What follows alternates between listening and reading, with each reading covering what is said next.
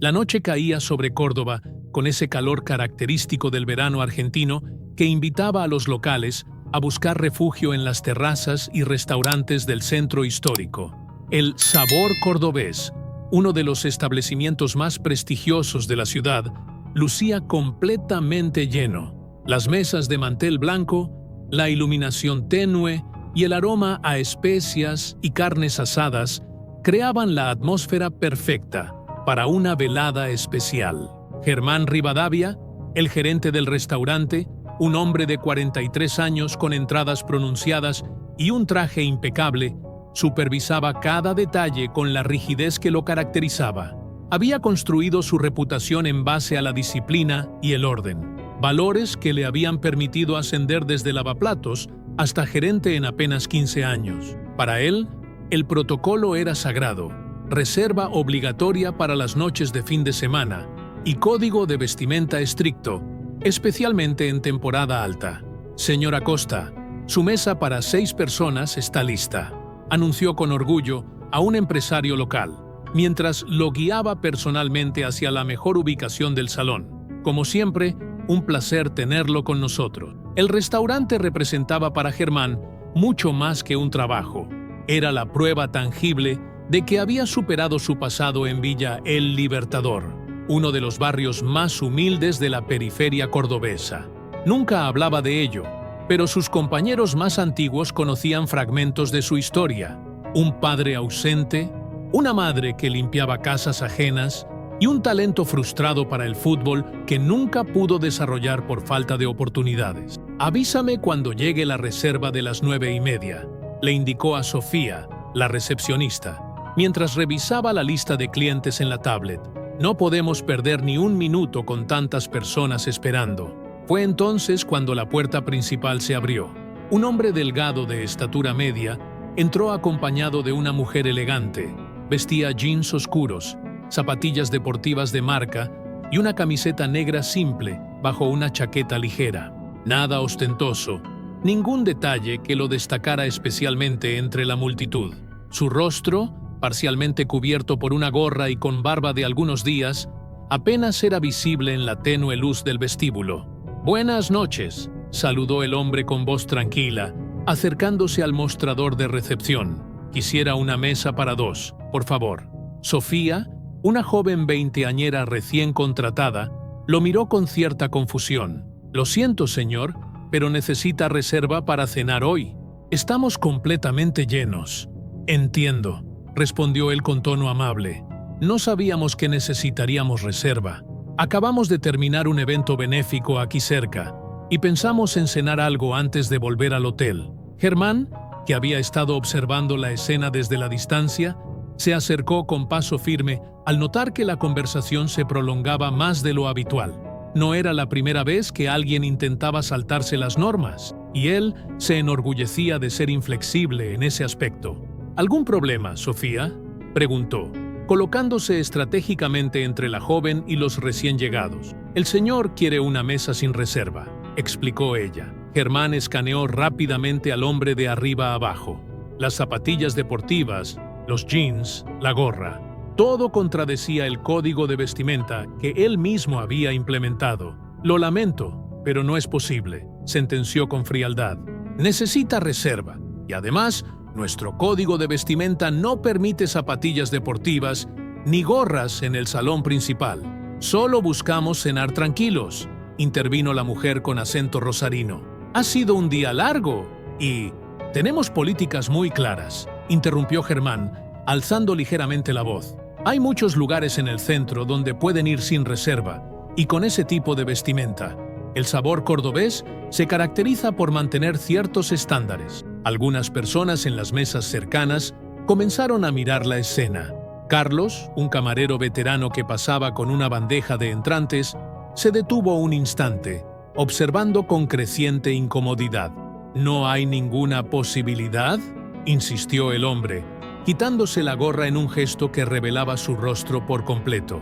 «Realmente apreciamos la gastronomía cordobesa y nos recomendaron este lugar específicamente». Carlos dejó caer un tenedor al suelo. El ruido metálico pareció amplificarse en el repentino silencio que se había formado alrededor de la recepción. «Pero si es», balbuceó el camarero. Germán lanzó una mirada irritada a Carlos, interpretando su reacción como una insubordinación. «Lo siento, pero es mi decisión final. No podemos hacer excepciones», declaró con firmeza, ignorando la expresión alarmada de su empleado. Una mujer desde una mesa cercana se levantó discretamente y se acercó a su esposo, susurrándole algo al oído mientras señalaba hacia la entrada. El rumor comenzó a extenderse como una onda en el agua.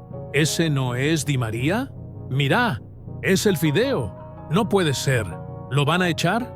El hombre asintió con dignidad, colocándose nuevamente la gorra. «Entiendo. Buenas noches, entonces». Tomó a su esposa del brazo y se dirigió hacia la salida. Justo antes de cruzar la puerta, se giró brevemente y miró a Germán a los ojos. No había enojo ni arrogancia en su mirada, solo una profunda serenidad que, de alguna manera, resultó más perturbadora que cualquier reclamo. Cuando la puerta se cerró tras la pareja, Carlos corrió hacia Germán, pálido como un fantasma. «¿Sabe quién era ese?», preguntó con voz temblorosa. «Era Ángel Di María, el campeón del mundo. El fideo acaba de echar a una leyenda viviente». Germán sintió que el suelo bajo sus pies se desvanecía. El murmullo en el restaurante creció hasta convertirse en un zumbido ensordecedor, mientras las miradas de reproche de clientes y empleados se clavaban en él como dagas. En ese instante, supo que había cometido el peor error de su carrera. «¿Estás seguro de que era él?», preguntó Germán por tercera vez, secándose el sudor de la frente con un pañuelo. Se habían refugiado en la pequeña oficina del restaurante, lejos de las miradas acusadoras de los clientes. Carlos, con 20 años de experiencia como camarero, asintió con absoluta certeza. «Lo vi 3 veces en persona, Germán. Una durante los festejos del Mundial en Buenos Aires, otra en un partido benéfico aquí en Córdoba, y ahora, te lo juro por mi vieja, era Di María». «Cinder». Sofía entró apresuradamente en la oficina, con el celular en la mano. «Acabo de confirmar. En las redes sociales dicen que Di María estuvo hoy en un evento de su fundación, inaugurando una cancha de fútbol en un barrio periférico de Córdoba». Germán se dejó caer pesadamente en su silla. «La cagamos», murmuró, pasándose las manos por el rostro. Por primera vez en años, su fachada de control absoluto se desmoronaba. En el salón principal, el incidente se había convertido en el único tema de conversación. Las mesas que antes disfrutaban de la exclusividad del lugar, ahora comentaban indignadas cómo habían echado a uno de los héroes nacionales más queridos. «Dicen que lo trataron como a cualquiera», comentaba una señora de mediana edad a sus acompañantes. «Después de todo lo que hizo por nuestro país, ganar la Copa América, la finalísima y el Mundial, es una vergüenza», añadió su esposo. «Yo he visto a Di María llorar por la camiseta. Ese pibe dejó el alma en cada partido». La noticia volaba de mesa en mesa, amplificada por el orgullo herido de una nación que venera a sus ídolos futbolísticos con fervor casi religioso. En Argentina, los campeones del mundo no eran simples deportistas, eran símbolos vivientes de resiliencia y gloria nacional. Mientras tanto, en su automóvil estacionado a pocas cuadras del restaurante, Ángel Di María permanecía en silencio, con la mirada perdida en algún punto indefinido a través del parabrisas. «Podríamos ir a otro lugar», sugirió Jorgelina, su esposa, apretando suavemente su mano. «O pedir algo al hotel». Di María negó con la cabeza. «No es por la comida», respondió finalmente. «Es solo que, por un momento me sentí otra vez como ese pibe flaco de Rosario, al que todos subestimaban». El rechazo había revuelto viejas heridas. Durante toda su carrera, Ángel había luchado contra los prejuicios sobre su físico, su aspecto, su origen humilde. Desde las inferiores de Rosario Central hasta los más grandes clubes de Europa, había tenido que demostrar una y otra vez que merecía estar donde estaba. «Ya pasó, Ángel», Jorgelina intentó confortarlo. «No te conoció, es todo». «No es eso», respondió él. «Vi su mirada, yo. No fue que no me reconociera, fue esa mirada de: vos no pertenecés acá. La conozco bien, El teléfono de Di María comenzó a sonar insistentemente. Era Rodrigo de Paul, su amigo y compañero de selección. «¿Qué pasó, Fideo?», preguntó de Paul apenas Ángel atendió la llamada. «Me están llegando mensajes de que te echaron de un restaurante en Córdoba. ¿Es en serio eso? ¿Cómo te enteraste tan rápido?», preguntó Di María, sorprendido. «Ya está circulando en redes sociales. Un par de personas te reconocieron y están indignadas. Parece que el gerente te trató mal, ¿es verdad?». Di María suspiró. Lo último que quería era convertir un desplante en un escándalo público. «No es para tanto, Rodri.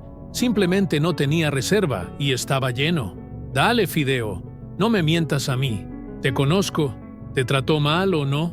Di María guardó silencio un momento. «No importa ya», respondió finalmente. «Decime el nombre del restaurante», insistió de Paul. «Voy a hacer que todos los pibes de la selección publiquen algo. Esto no puede quedar así». «No, Rodri, por favor, no quiero eso», respondió con firmeza. «Te pido que no hagas nada». Después de colgar, Ángel permaneció pensativo. Toda su vida había luchado contra la tentación de responder al desprecio con más desprecio. Desde las calles de El Campito, su barrio en Rosario, había aprendido que la verdadera fuerza no estaba en la venganza, sino en la dignidad.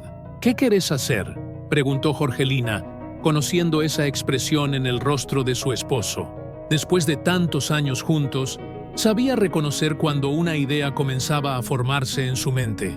Di María encendió el motor del auto. «Vamos al hotel», respondió.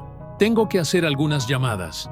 Mientras tanto, en el restaurante, la situación se deterioraba por minuto. Varias mesas habían pedido la cuenta antes de terminar sus platos principales, y en las redes sociales ya circulaban las primeras publicaciones negativas etiquetando al establecimiento. «Esto es un desastre», murmuraba Germán mientras revisaba frenéticamente su teléfono. «El dueño me va a matar. Tenés que hacer algo», sugirió Carlos. «Una disculpa pública, al menos». Germán asintió distraídamente, pero su mente estaba en otro lugar. Recordaba su juventud en Villa El Libertador, las tardes interminables pateando una pelota desinflada en canchas de tierra, soñando con ser como Batistuta o Kempes. Recordaba los sacrificios de su madre para comprarle unos botines usados y cómo ese sueño se había esfumado cuando tuvo que abandonar el club del barrio para trabajar a los 16 años. Su resentimiento hacia los que sí habían logrado el éxito deportivo era algo que ni él mismo se había atrevido a reconocer hasta ahora. ¿Había tratado mal a Di María por pura envidia inconsciente? La idea lo atormentaba. El sonido de su teléfono lo devolvió a la realidad. Era el dueño del restaurante, Alberto Méndez. Germán tomó aire antes de responder. «Germán, necesito que me expliques qué demonios está pasando». Tronó la voz de Méndez del otro lado de la línea. «Mi hija me acaba de llamar porque vio en Instagram que echaron a Di María de mi restaurante. ¿Es una broma?». «Alberto, puedo explicarlo», comenzó Germán con voz temblorosa. «No lo reconocí. Venía con gorra y ropa informal. Pensé que era cualquier persona intentando saltarse las reglas. ¿Me estás diciendo que echaste a un campeón del mundo porque venía con zapatillas?». La incredulidad en la voz de Méndez era evidente. «¿Sabes el daño que esto puede hacerle a nuestra reputación?». Lo sé», respondió Germán, sintiendo cómo décadas de trabajo disciplinado se desmoronaban en minutos. «Estoy pensando en una solución. Más te vale que la encuentres rápido», advirtió Méndez antes de colgar. La noche avanzaba y la noticia seguía extendiéndose. En su habitación de hotel, Di María contemplaba la ciudad de Córdoba a través de la ventana. El teléfono en su mano mostraba decenas de mensajes de apoyo de compañeros, amigos y fanáticos indignados. Jorgelina se acercó y le ofreció una taza de mate. «¿Tomaste una decisión?». Di María asintió lentamente. «Sí, voy a hacer lo que siempre hice cuando alguien me dijo que no era suficiente». «¿Qué cosa?», preguntó ella con curiosidad. Una sonrisa tranquila se dibujó en el rostro del futbolista. Demostrar que estaban equivocados. La mañana siguiente amaneció cubierta por un manto de nubes bajas que prometían una jornada de calor sofocante en Córdoba. Germán llegó al restaurante 2 horas antes de lo habitual, con ojeras profundas que delataban una noche sin sueño. El escándalo había escalado de manera alarmante. Los medios locales ya hablaban del incidente y las reseñas negativas inundaban las plataformas digitales. «Buenos días», saludó a la única persona presente, don Ramírez, el anciano encargado de la limpieza matutina. El hombre apenas levantó la mirada de su escoba, limitándose a un gesto con la cabeza. Incluso él parecía juzgarlo. Germán se encerró en su oficina y desplegó los periódicos del día. 2 de ellos mencionaban el incidente en su sección deportiva. Rechazan a Di María en reconocido restaurante cordobés. Y polémica en Córdoba. Gerente no reconoce al campeón del mundo. Respiró hondo, intentando mantener la compostura. Su teléfono vibró. Era un mensaje de Alberto Méndez. Reunión a las 10:00. No faltes. Debemos resolver esto. Hacia las 9 de la mañana, el personal comenzó a llegar. Germán notó los cuchicheos, las miradas esquivas. Se sentía como un paria en el lugar que hasta ayer era su reino. Carlos, el camarero veterano, fue el único que se atrevió a entrar a su oficina. «Te traigo un café», dijo, colocando la taza humeante sobre el escritorio. «¿Lo necesitas?» «Gracias», murmuró Germán. «¿Tan mal está la cosa afuera?» Carlos se encogió de hombros. «El teléfono no para de sonar. Ya llevamos 12 cancelaciones para esta noche». Germán asintió en silencio. La situación era incluso peor de lo que imaginaba. «¿Vos qué harías en mi lugar, Carlos?», preguntó finalmente. «La verdad», comenzó el camarero, «iría personalmente a disculparme con Di María. Es lo único que podría arreglar esto». «¿Y cómo se supone que lo encuentre?», replicó Germán con amargura. «Seguramente ya se fue de la ciudad. Según las noticias, sigue en Córdoba hasta mañana», respondió Carlos. Tenía más actividades programadas con su fundación. Germán contempló la posibilidad por un instante, pero el orgullo y el miedo lo paralizaban. ¿Qué le diría? ¿Cómo explicaría que no había sido un simple error de protocolo, sino algo más profundo y vergonzoso? La reunión con Méndez fue breve y dolorosa. El dueño, un empresario de 60 y tantos años con fama de implacable, se limitó a enumerar los daños: reservas canceladas, reputación manchada, meses de trabajo arruinados en una noche. «Te doy una oportunidad, Germán», sentenció Méndez. «Arregla este desastre o búscate otro trabajo». Al salir de la reunión, Germán se sentía desorientado. 20 años de carrera impecable, amenazados por un instante de soberbia. Caminó sin rumbo por el centro de Córdoba, con la mente llena de recuerdos y remordimientos. Sin darse cuenta, sus pasos lo llevaron hasta la Plaza San Martín. Se sentó en un banco bajo la sombra de un jacarandá y observó a los niños que jugaban con una pelota improvisada. Un nudo se formó en su garganta al reconocer en ellos al niño que él mismo había sido, flaco, hambriento de gloria, convencido de que el fútbol sería su salvación. Cerca del mediodía, su teléfono sonó nuevamente. Era Sofía. «Germán, no vas a creer esto».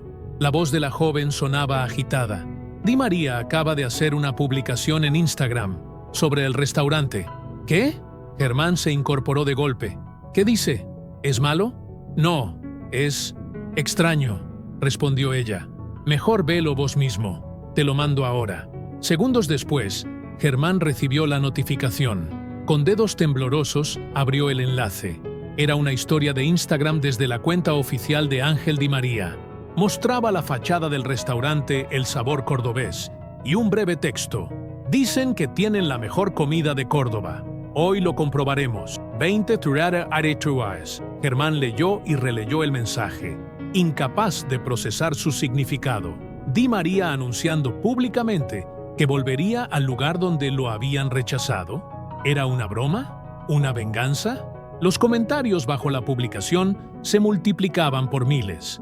«Genio, fideo, pone a ese gerente en su lugar. Respect total». Nadie entendía qué pretendía Di María, pero todos aplaudían el misterioso gesto. Germán regresó al restaurante con el corazón latiéndole en la garganta. Todo el personal estaba reunido en el vestíbulo, discutiendo acaloradamente la publicación. «¿Es verdad?», preguntó Alberto Méndez, que había acudido de inmediato al enterarse. ¿Di María va a venir esta noche? Eso parece, respondió Germán, todavía aturdido. ¿Y qué piensa hacer?, insistió Méndez. ¿Crear un escándalo? ¿Humillarnos públicamente? Nadie tenía respuesta para eso. La incertidumbre llenaba el ambiente como una niebla espesa. Algunos especulaban que vendría con cámaras para exponer el maltrato. Otros, que simplemente quería demostrar que nadie podía negarle la entrada. En medio de la confusión, Germán tomó una decisión. «Voy a buscarlo», anunció. «Necesito hablar con él antes de que venga». «¿Estás loco?», replicó Méndez. «¿Y si lo toma como una provocación?». «Es mi responsabilidad», insistió Germán. «Yo causé este problema. Yo debo resolverlo». Carlos se ofreció a acompañarlo. Según sus fuentes, Di María estaba hospedado en el Hotel Quorum, uno de los más exclusivos de la ciudad. Sin perder tiempo, ambos hombres se dirigieron hacia allí. El lobby del hotel era un espacio imponente de mármol y cristal. Germán se acercó a la recepción, nervioso, pero determinado. «Buenas tardes», saludó con voz temblorosa. «Necesito comunicarme con el señor Di María. Es un asunto urgente». La recepcionista lo miró con suspicacia. «Lo siento, no puedo proporcionar información sobre nuestros huéspedes». «Por favor», insistió Germán. «Soy el gerente del restaurante El Sabor Cordobés. Necesito hablar con él antes de esta noche». La mujer pareció reconocer el nombre del establecimiento, pero mantuvo su postura profesional.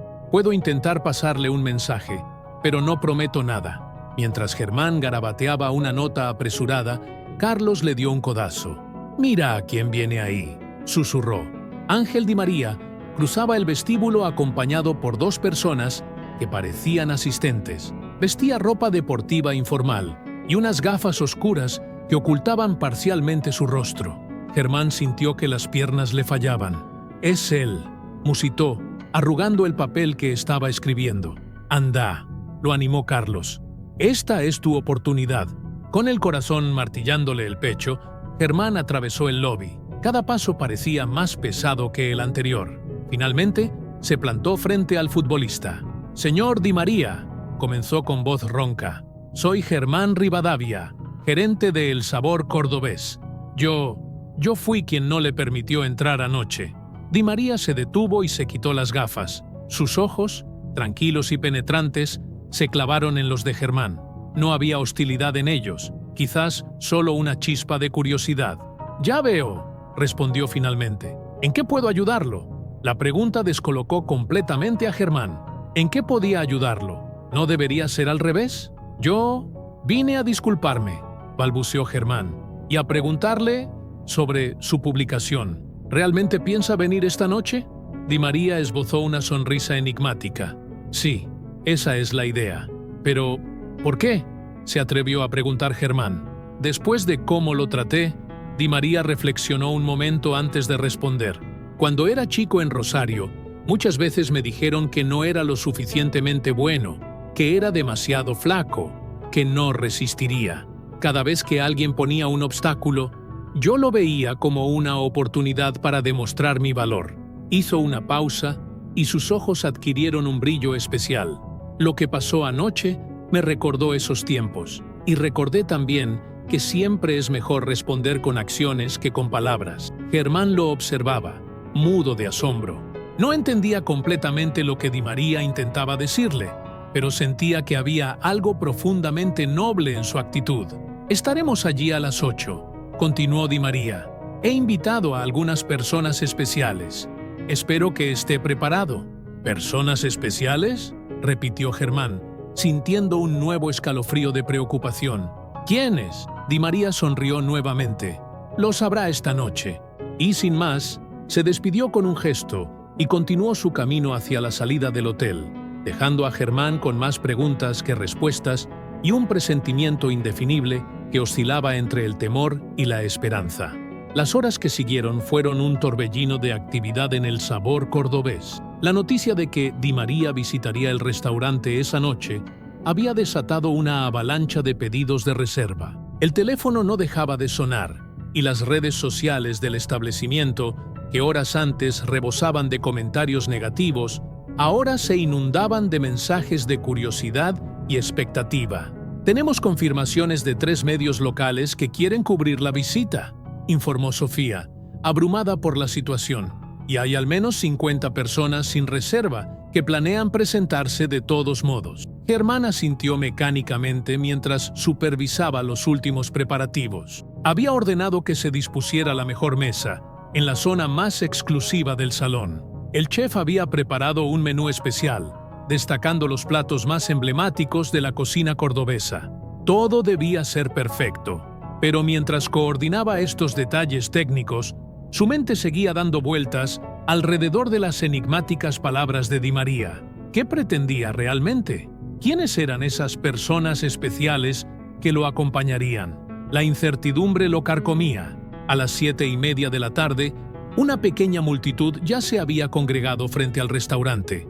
Algunos llevaban camisetas de la selección argentina y fotos de Di María, esperando conseguir un autógrafo. Carlos se asomó por la ventana, contemplando la escena con asombro. «Nunca vi algo así», comentó. «Es como si viniera el presidente. Para mucha gente, él es más importante que cualquier presidente», respondió Alberto Méndez, que había decidido estar presente esa noche crucial. «Los campeones del mundo son intocables en este país». A las 19:55, un murmullo de excitación recorrió la multitud en el exterior. 3 camionetas negras de vidrios polarizados se habían detenido frente al restaurante.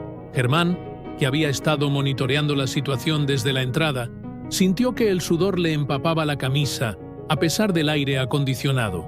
La puerta de la primera camioneta se abrió y descendió un hombre corpulento que parecía ser parte del equipo de seguridad. Revisó rápidamente los alrededores y luego hizo un gesto hacia el vehículo. Entonces, como en cámara lenta, Ángel Di María emergió, vistiendo un elegante traje azul oscuro que contrastaba drásticamente con la ropa informal del día anterior. Los aplausos y vítores no se hicieron esperar. «¡Fideo! ¡Fideo!», coreaba la multitud, mientras el futbolista saludaba con una sonrisa contenida. Jorgelina, su esposa, lo acompañaba, radiante en un vestido negro sencillo pero elegante. Germán respiró hondo y salió a recibirlos personalmente, tal como había planeado. «Bienvenidos a El Sabor Cordobés», saludó con una formalidad que apenas ocultaba su nerviosismo. «Es un honor tenerlos con nosotros esta noche». Di María estrechó su mano con firmeza. «Gracias por recibirnos», respondió con sencillez, como si la controversia de la noche anterior nunca hubiera existido. Mientras los guiaba hacia el interior, Germán notó que las otras camionetas también comenzaban a descargar pasajeros. Su sorpresa fue mayúscula al reconocer entre ellos a Rodrigo de Paul y Leandro Paredes, también compañeros de Di María en la selección argentina, acompañados por sus respectivas parejas. «No me dijiste que vendrían otros jugadores», susurró a Di María, sintiendo una mezcla de terror y emoción. «Te dije que traería personas especiales», respondió Di María con tranquilidad. «Pero aún faltan los invitados principales». Antes de que Germán pudiera procesar estas palabras, la tercera camioneta comenzó a descargar un grupo que lo dejó completamente paralizado. No eran más futbolistas ni celebridades, eran niños. Unos 15 chicos de entre 8 y 12 años, vestidos con ropa sencilla pero limpia, descendieron organizadamente del vehículo, acompañados por 2 adultos que parecían ser sus tutores. «¿Quiénes son?», preguntó Germán, incapaz de ocultar su confusión. Di María observó a los niños con una sonrisa genuina. «Son chicos de mi fundación, de Villa La Tela, uno de los barrios más humildes de Córdoba. Hoy inauguramos una cancha de fútbol allí y les prometí una cena especial». Germán sintió como si el suelo bajo sus pies se moviera. Villa La Tela, un barrio no muy diferente a aquel donde él había crecido. Niños no muy diferentes a lo que él había sido. «Señor Rivadavia», continuó Di María en voz baja para que solo él pudiera escucharlo. «Anoche, cuando me negó la entrada, yo podría haberle dicho quién era. Podría haber creado un escándalo. Pero esos chicos me estaban viendo. Y ellos necesitan saber que uno no gana respeto mostrando poder o privilegios, sino con humildad y acciones. El restaurante entero había enmudecido. Todos los comensales, muchos de ellos pertenecientes a la alta sociedad cordobesa, observaban la escena con una mezcla de sorpresa y curiosidad. Los niños, aunque visiblemente intimidados por el lujoso ambiente, mantenían una actitud respetuosa y expectante. «Les hemos asignado la mesa principal», informó Germán, recuperando parte de su compostura profesional. «Pero no tenemos espacio para todos». «No se preocupe», respondió Di María con serenidad. «Ya pensamos en eso». Con un gesto, indicó a uno de sus asistentes que sacara del bolsillo un papel doblado. Era una reserva para el área VIP completa, hecha a nombre de la Fundación Ángel Di María, pagada por adelantado esa misma mañana. «Pude hacer una reserva correctamente hoy», comentó el futbolista con una leve sonrisa. «Y vine apropiadamente vestido». Los niños fueron conducidos al área exclusiva, donde las mesas habían sido dispuestas formando una gran U. Di María y Jorgelina se sentaron entre ellos, mientras que De Paul y Paredes ocuparon los extremos. Los pequeños miraban todo con ojos maravillados: la elegante vajilla, los cubiertos de plata, las copas de cristal. Germán observaba la escena desde cierta distancia, aún procesando lo que estaba ocurriendo. Carlos se acercó a él. «¿Ahora entendés lo que está haciendo?», susurró el camarero veterano. Germán asintió lentamente. No era venganza, no era humillación, era una lección, una poderosa y silenciosa lección sobre dignidad y generosidad. La cena transcurrió con naturalidad. Los niños, inicialmente cohibidos, fueron ganando confianza gracias al trato afable de Di María y sus compañeros. Pronto el área VIP se llenó de risas y conversaciones animadas. Los futbolistas compartían anécdotas de sus propias infancias humildes, sus primeros pasos en el fútbol, sus temores y esperanzas. «Yo también era un pibe flaco de barrio», contaba Di María a un niño particularmente delgado que se sentaba a su lado. «Todos me decían el fideo, porque era puro hueso, pero eso nunca me detuvo». «¿Nunca tuvo miedo?», preguntó el pequeño con timidez. «Todos los días», confesó Di María con honestidad. «Miedo de no ser suficiente, de decepcionar a mi familia, de que el sacrificio no valiera la pena, pero el miedo es parte del camino». En otra mesa, Paredes enseñaba trucos con la servilleta a un grupo de niñas fascinadas, mientras De Paul contaba, entre risas, sus travesuras de infancia en Sarandí.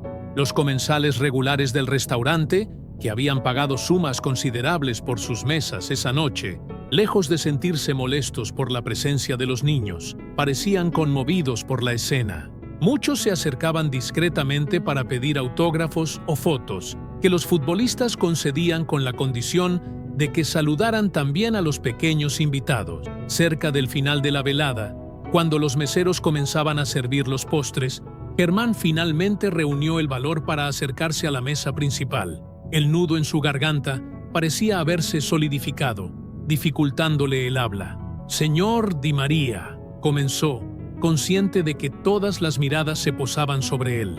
«Yo quisiera decir algo, si me lo permite». Di María asintió con gesto sereno. Germán tomó aire y continuó.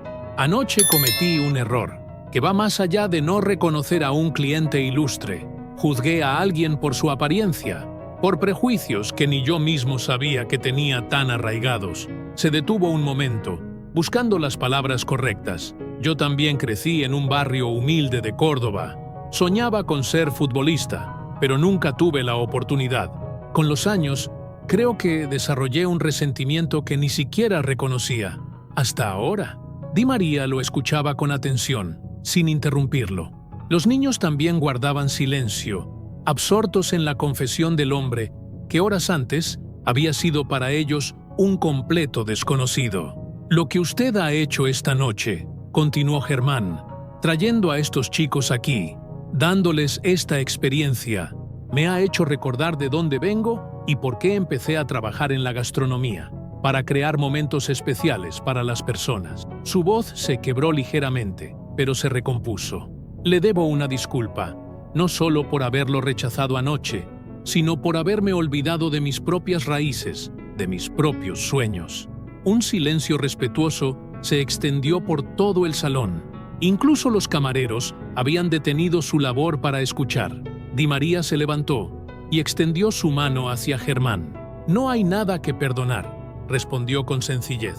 «Todos cometemos errores. Lo importante es lo que hacemos después». Se estrecharon las manos en un gesto que fue recibido con un aplauso espontáneo por parte de todos los presentes. Los niños, contagiados por el momento, también aplaudieron con entusiasmo. «Tengo una propuesta», dijo entonces Germán, dirigiéndose tanto a Di María como a los pequeños. «Me gustaría que el Sabor Cordobés colabore permanentemente con su fundación.